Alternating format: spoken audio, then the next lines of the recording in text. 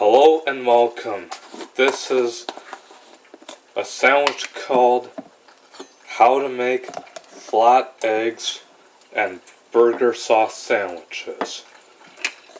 First thing you gotta do is you spread the burger sauce onto the burger buns. Then after that, go ahead and what we do is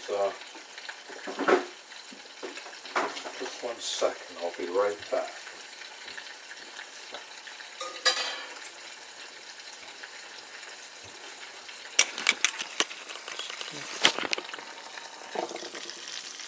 You hear?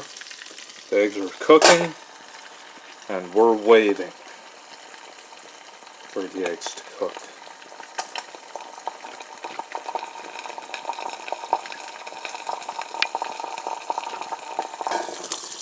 Oh yeah.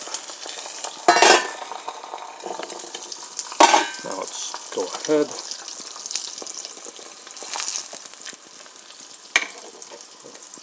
The egg.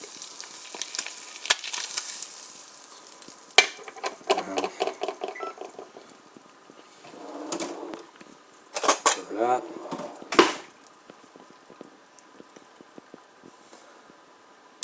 Put the buns on top of there, and here is your